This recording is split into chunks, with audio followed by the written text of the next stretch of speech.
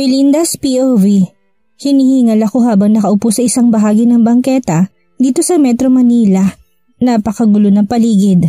Abala lahat ng tao na akala mo ay laging may hinahabol. Mausok ang paligid. Tagaktak na din ang pawis sa buong katawan. Sobrang init ng panahon. Nakatanaw ako kay Nanay Marta na noon ay mabilis na naglakad papunta sa isang tindahan para bumili ng tubig. Bahagya akong nilingon ng dala naming kariton na noon ay puno ng mga kalakal. Papunta na sana kami sa suki naming junk shop nang makaramdam ako ng pananakit ng aking balakang. Pakiramdam ko naninigas ang aking tiyan, kaya nakiusap ako kay nanay na kung pwede ay magpahinga muna kami. Akala ni nanay na uhaw lang ako kaya nagpaalam ito na bibilhan ako ng malamig na tubig. Dito kami napadpad sa Manila nang pinalayas kami sa Hacienda Vargas. Nakarating naman kami ng maayos dito at nakakuha ng maupahan na maliit na kwarto. Akala ko magiging maayos ang buhay namin, pero nagkamali ako. Lalo kami naging miserable, lalo kami naging kaawa-awa. Natanggap na din sana ako sa trabaho bilang isang tindera sa isang palengke. Kaya lang pinaalis agad ako ng may-ari nang malaman itong nagdadalang tao ako. Ayaw daw nito magkaroon ng trabahador na buntis. Hassle daw kasi pagdating sa trabaho. Natanggal ako sa trabaho at hindi pa makahanap pang muli. Mahirap kasi dahil minor de edad pa ako tapos buntis pa. Wala talagang tatanggap sa akin. Tama naman ang may-ari ng tindahan na pinapasukan ko. Nagiging masela ng mga unang 3 buwan ng pagbubuntis ko. Halos hindi ako makabangon sa higaan dahil pakiramdam ko umiikot ang buo kong paligid. Lagi din ako nagsusuka. Hanggang sa nangayayat ako dahil nagiging mapili ako sa pagkain. Nahihiya na nga ako kay nanay dahil halos wala na kaming makain. Nagiging pihikan pa ako. Kaya naman kahit na may gusto akong kainin or kahit na may pinaglilihian akong pagkain, sinasarili ko na lang. Ayaw ko nang lalo pang mahirapan pa si nanay dahil sa mga cravings ko. Lilipas din ang lahat, dinadaan ko na lang sa pagtulog minsan ang lahat. Iniiwasan ko din na makita ni nanay na umiiyak ako. Awang-awa ako sa sitwasyon namin. Oo, nabuntis ako ni Senyorito. Hindi ko akalain na sa isang beses na may nangyari sa amin, mabubuntis niya ako ng ganun kabilis. Kung maibabalik ko lang sana ang lahat, hindi sana magiging ganitong kapalaran namin ni nanay. Masyado ako nagpadala sa kapusukan. Ngayong nagdadalang tao ako, hindi ko hahayaan na maranasan ng anak ko ang kamalasan na nangyari sa akin ngayon. Babangon ulit ako pagkatapos kong manganak. Kung kinakailangang pasukin ko lahat ng trabaho na pwede kong mapasukan, gagawin ko. Bibigyan ko ng magandang kinabukasan ng aking anak. Sinusumpa ako, hindi na ulit ako magtitiwala pa sa mga lalaki. Tama ng isang pagkakamali. Nagiging malaking lesson na sa akin ang lahat. Si Nani naman ay pa-extra-extra lang din ang pagtatrabaho noon. Kapag may nagpapalabada na kapitbahay at saka pa lang din ito nakakapagtrabaho. Pero hindi pa rin sapat ang kita sa paglalabada. Ang dami kasing bayarin, upa sa bahay, kuryente, tubig, pagkain at kung ano-ano pa. Hanggang sa maubusan kami ng pera ni nanay at dumating pa sa puntong wala na kaming pambayad sa inuupahan naming kwarto. Kumbaga, ubos talaga lahat ng ipon namin. Lalong gumuho ang aming mundo nang malaman namin na buntis ako. Agad kaming pinalayas ng may-ari nang hindi na kami makapagbayad sa upa ng bahay. Kaya naman heto kami ngayon, walang sariling tahanan. Kung saan nabutan ng gabi sa pangangalakal, doon kami matutulog kasama ang aming kariton. Nasanay na din ako sa ganitong sitwasyon. Wala akong karapatang magreklamo. Mabuti na din sigurong ganito, at least wala kami inaalalang bills. Makakaraos din siguro kami. Hihintayin ko na lang na makapanganak ako saka ulit maghahanap ng trabaho. Bahagya akong kinapa ang may kalakihang umbok ng aking tiyan. Kung hindi titingnan ang laki nito, hindi mo maakalaing nasa 6 na buwan pa lang ito ngayon. Sobrang bigat na din. Para ako nakalunok ng pakuan. Hindi bagay sa katawan ko ang laki ng tiyan ko. Alam ko malnourished na ako dahil kulang sa sustansya lahat ng kinakain namin. Hindi din ako nakakainom ng vitamins at gatas para sa buntis. Dalangin ko lang na sana'y lumabas ng malusog ang aking anak. Sana ligtas ito sa loob ng aking sinapupunan. Nag-aalala ako kasi never ko pang napatingnan ang aking pagbubuntis sa isang doktor. Mabigat na din ito't lalo na at sobrang payat ko. Magkano lang naman kasi ng aming kinikita ni nanay sa pangangalakal. Isa pa, nag-iipon kami para sa aking panganganak. Buti na lang nandyan si Nanay Caridad, hindi ako iniiwan ito. Alam kong hirap na din ito. Matanda na si Nanay pero pinipilit pa rin nitong maging malakas para sa akin. Dinadamayan ako dito sa lahat ng oras. Lagi nitong pinapaalala sa akin na hindi pa katapusan ng mundo, na may pag-asa pa para makaahon sa hirap. Kung tutuusin, pwede ako nitong iwan. Hindi naman niya ako anak. Hindi kami magkadugo. Ako pa nga ang dahilan kung bakit napunta kami sa ganitong sitwasyon. Maayos sanang buhay nito kung hindi ako lumandi. Alam ko na bigo ito. Hindi itong pinapangarap niya para sa akin. Alam ko kung gaano ito ka-proud, lalo na kung may pumupuri sa akin noon. Napalaki daw kasi ako ni Nanay na isang magandang dalaga. Isang magandang ehemplo sa kabataan dahil hindi ako nagpapaligaw. Nakikita din nila na mas priority kong pag-aaral ko noon at lagi ako nangunguna sa klase. Kaya alam kong maraming nagtataas ng kilay na malaman ng mga ito ang iskandalong kinasadlakan ko kasama ni Senyorito Arthur. Naputo lang pagbabalik tanaw ko nang naramdaman kong sumipa ang aking anak sa loob ng aking sinapupunan. Masakit kasi ito. Napanghiwi pa ako habang tinitiis ang sakit. O anak, heto uminom ka muna ng tubig at kainin mo tong biskwit. Wika ni Nanay sa akin. Hindi ko na malay na nakabalik na pala ito, dalang isang maliit na bote ng tubig at 2 piraso ng biskwit. Tagaktak ng pawis ang noon nito, kita sa mga mata matinding pagod. Salamat po Nanay. Sa inyo na lang po yung isa. Okay na po ko dito sa isang biskwit. Wika ko dito. Naawa ako kay Nanay. Katulad ko, napakadungis din itong tingnan, lalong umitim dahil sa maghapong pagbababad sa araw sa paghahanap ng kalakal. Sa'yo na yan anak, busog pa naman ako. Nakangiting wika ni Nanay.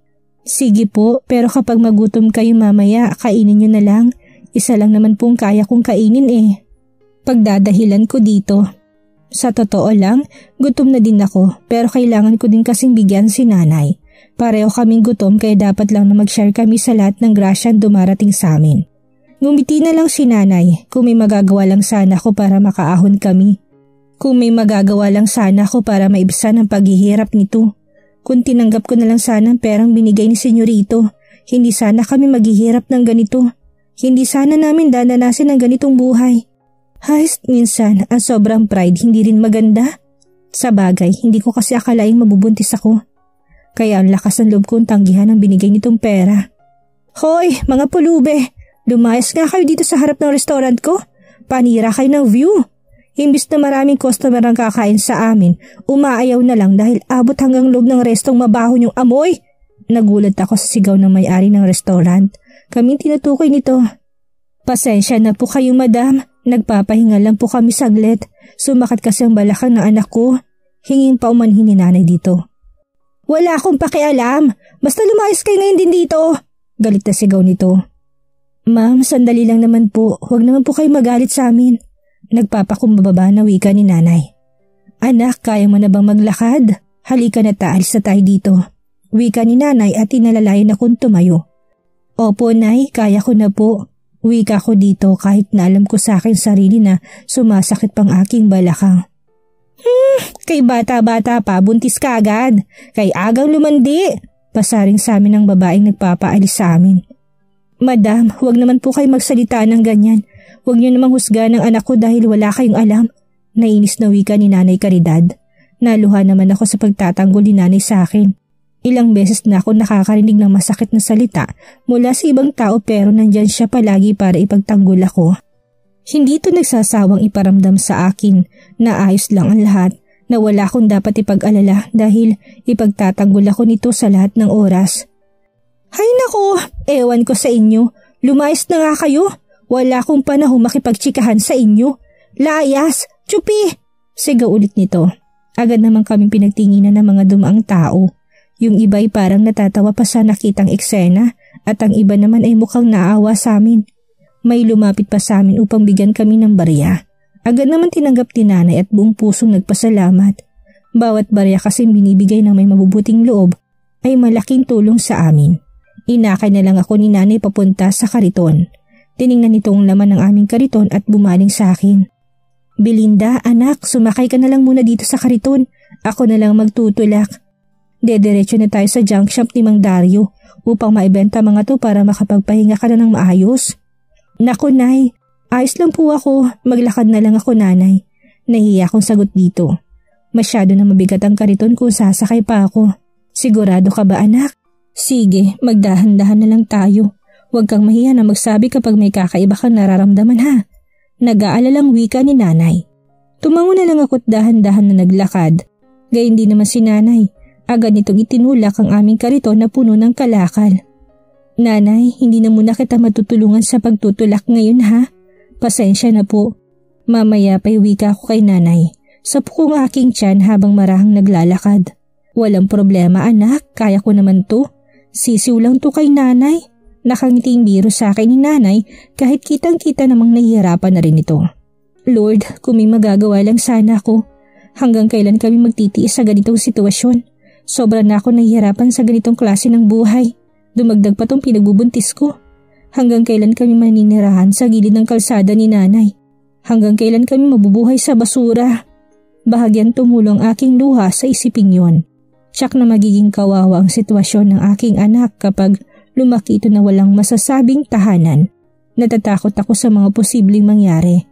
Sana maghimala ang langit. Sana makaahon kami ni Nanay sa kinasadlakan naming kahirapan. Napahinto ulit ako sa paglalakad na maramdamang biglang sumakit ang aking tiyan. Napangiwi ako sa sakit dahil pakaramdam ko ay hinihiwa ang aking tiyan. Titiisin ko na sana para hindi mag-alala si Nanay pero hindi ko na kaya. Parang maubusan ako ng hininga. Nanay, ang sakit! Umiyak na wika ko kay Nanay. Nakangiwi ako dahil sa hindi ko maipaliwanag na sakit. Diyos ko anak, bakit? Hindi ka pa naman manganganak ah. 6 na buwan pa lang yung nasa tiyan mo. Natatarantang wika ni Nanay. Hindi ko po alam, Nay. Basta ang sakit po, hindi ko na po kaya. Pagmamakaawa ko kay Nanay. Teka lang anak, saglit lang, tatawag ako na masasakyan. Dadalhin kita sa ospital. Tarantang wika ni Nanay. Nay, hindi ko na kaya. Hilam sa luha ang aking mga mata na sabi ko kay Nanay. Ilang sandali pa ay may humintong tricycle sa aming harapan. Agad namang bumaba ang driver na halos kaidaran lang ni Nanay upang tingnan ang aking sitwasyon. Napansin siguro nito na umiyak ako habang namimilipit sa sakit. Naku, ano nangyari kay Ining? Sumakay na kayo dito sa akin tricycle. Ihahatid ko kayo sa ospital. Voluntaryong wika ng tricycle driver. Naku, salamat sa iyo Manong. Kailangan madala itong anak ko sa ospital dahil sumasakit na ang tiyan. Buti na lang at hinintuan mo kami. Wika ni Nanay habang inaalalayan akong isakay sa loob ng tricycle. Napansin ko naman na may kinuha si Nanay sa loob ng kariton. Ang maliit na bag nito na hindi hinihiwalay kahit saan kami magpunta. Mabilis na pumasok sa loob ng tricycle para alalayan ako. Hinaplos-haplos pa nitong aking tiyan sa pagbabaka sakaling maibsan ng sakit na aking nararamdaman. Huwag kayong mag-alala, Mrs. Babalikan ko yung kariton niyo pagkatapos ko kayong maihatid sa ospital. Voluntaryong wika ng driver sa amin. Agad nitong pinandara ang tricycle. Naku, salamat Manong. Napakabait niyo po. Alam niyo ba na sa dinami-dami ng dumaan na sasakyan sa lugar na yon, kayo lang ang kusang huminto. Wika ni Nanay. Maliit na bagay, Mrs. Sino pa ba naman ang pwedeng magtulungan kung hindi tayong mahirap lamang? Nakangiting sagot ng driver. Pinatakbo na nito ang tricycle habang ako naman ay hindi na mapigilan pang umiyak. Sobrang sakit na talaga. Nay, ang sakit na po talaga. Umiyak na wika ko kay Nanay. Konting tiis na lang anak, malapit na tayo. Naluluhang wika ni Nanay habang patuloy sa paghaplos ng tiyan ko. Agad kaming dumating sa ospital. Hindi pa namin napansin na isa ito sa pinakamahal na ospital sa Metro Manila. Marahil ay sa taranta ng driver kung kaya hindi na din ito nakapag-isip ng maayos. Or maaaring ito ang pinakamalapit na ospital mula sa aming pinanggalingan. Pagdating namin sa loob ng compound ng ospital ay bigla kaming harangin ng gwardiya. Manang, pangmayaman lang pong ospital na to. Kung wala po kayong kakayahang magbigay ng down payment, hindi din po aasikasuhin ng pasyente. Diretsahang wika ng gwardiya sa amin. Naku guard, emergency po ito. Manganganak na yata ang pasahero ko. Bakit kailangan pa ng down payment kung pwede naman tulungan mo ng pasyente bago hanapan ng pambayad? Sabat ng driver. Yun po kasing patakaran dito boss eh. Private kasi to kaya ganun. Pasensya na po talaga. Lipat na lang kayo sa pampublikong ospital kung saan libre niyong maipapagamot ang pasyente. Kami din po mapapagalitan kapag papapasukin namin kayo. Baka masisanti pa po kami nang wala sa oras. Wika ng gwardya. Pambihira naman. Kailangan na siya matingnan ng doktor. Baka kung mapaano si Ining. Kahit first aid lang. Tapos lilipat din kami kagad. Mas sigurado lang na hindi mapapahamak ang sakay kong pasyente. Himutok ng driver. Kuyang guard, maawa kayo. Baka naman pwede kami makiusap sa mga boss nyo. Baka mapano anak ko. Kailangan na siya matingnan ng doktor dahil namimilipit na siya sa sakit. Umiyak na wika ni nanay. Pasensya na po talaga manang, hindi po talaga pwede. Huwag niyo na po sayangin ang oras dito. Hindi po sila tumatanggap na pasyente na walang dalang pera. Sige po, tumabi na po muna kayo at mayroong paparating na sasakyan. Nakikiusap na wika ng gwardya. Walang magawa ang driver ko hindi pa anda rin ulit ang tricycle dahil binusinahan na kami ng isang magarang sasakyan na nasa aming likod. Doon na lang muna tayo sa parking, makiusap tayo sa admin ng ospital. Wika ng driver at agad na naghanap ng mapaparadahan. Bantayan mo muna yung anak mo. Ako na lang makikiusap sa loob. Baka sakaling maawa sila sa inyo. Pagmamagandang loob na wika ng driver. Hindi ko alam kung bakit napakabait ng driver sa amin. Siguro naawa ito dahil kanina pa ako humihiyaw sa sakit. Mabuti na lang at itong nasakyan namin. Kahit papaano'y malaking tulong ang ginagawa nito ngayon. Hindi kami nito kakilala pero handa itong tumulong sa amin. Ilang sandali pa'y bumalik na ang driver sa amin. Malungkot ito talatang hindi na pagbigyan ng pakiusap sa loob. Ining, kaya mo pa ba? Lilipat na lang tayo sa iba. Mga walang puso mga tao sa loob. Mga bingi sa pakiusap. Mga mukhang pera. Naku, talaga naman. Sana makarma mga mukhang perang tao. Wika ng driver. Hindi pwede.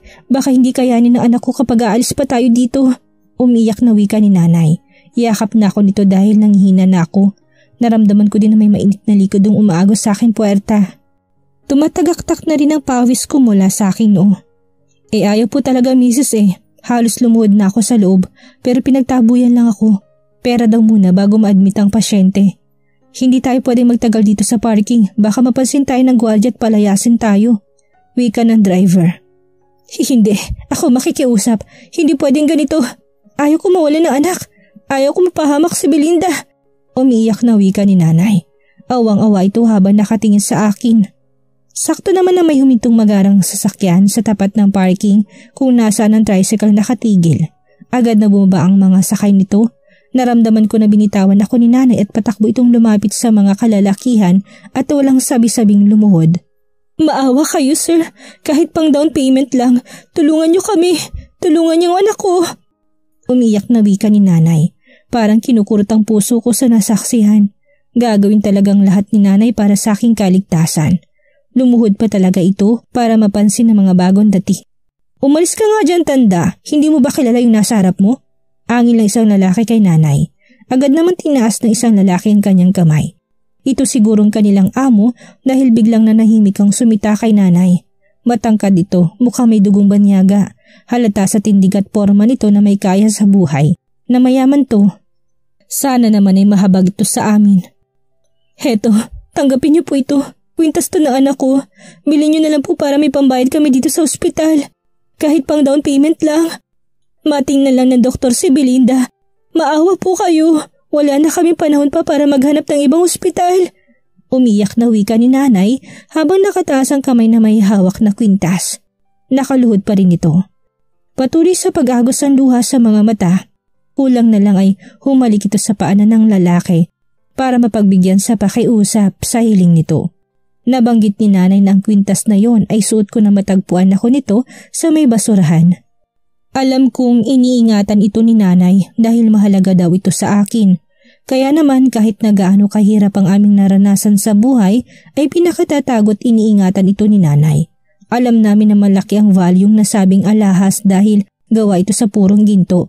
Pero hindi namin naisipang ibenta. Agad naman tinanggap na lalaking kwintas na binigay ni nanay. Tinitigan ang nasabing alahas. Waring kinikilatis to. Nakita ko pang binuksan ito ang pendant. Waring may sinusuri sa loob. Nakita ko pa na tumingin ulit ito sa gawi ko. Agad na nagtama ang aming paningin. Nakakunot ang noon nito tagad na lumapit sa akin. Anong nangyari sa kanya? Tanong ng baritono nitong boses. Nagtaka pa ako dahil punong-puno ng pag-aalalang boses ito. Manganganak na ata, boss. Ayaw kami tanggapin ng hospital. Wala po kasi silang pera. Nakiusap na kami pero mga bingyang nasa loob. Sagot ng tricycle driver. Saglit akong tinitigan ng lalaki. Titig na parang kinikilala ako. Kapag kuwan ay tiningnan nitong kwintas na binibenta ni nanay kanina. Nagulat pa ako nang hawakan ako sa kanang braso at parang may hinahanap na kung ano doon. Nang makita nitong hugis puso kong birthmark ay maang itong napatitig ulit sa akin. Shit! Gigil na wika ng lalaki. Agad akong hinawakan sa kamay at dahan-dahang hinila palabas ng tricycle. Nanginginig ang aking tuhod na makalabas ako ng tricycle. Hindi ko kayang tumayo dahil sa sobrang sakit. Diyos ko, Belinda! Dinudugo ka na, anak! Natatarantang wika ni nanay na lalo namang kinapanghinan ng aking kalooban. Bigla ako nag-alala sa kalagayan ng aking anak. Diyos ko, huwag naman sana. Sana nasa maayos na kalagayan ang pinagbubuntis ko. Nanginginig na sinilip ko ang aking binti na may bakas na ng dugo. Patuloy na dumadali ng dugo galing sa aking puwerta. Nang mapansin na lalaki na hirap na ako sa aking kalagayan, ay agad akong binuhat. Dire-diretso kaming pumasok sa loob ng ospital habang galit na nagmumura. Taranta namang napasunod si nanay pati na din ang tricycle driver. Sumunod din sa amin ng mga kalalakihan na kasama nito. Where is the doctor here?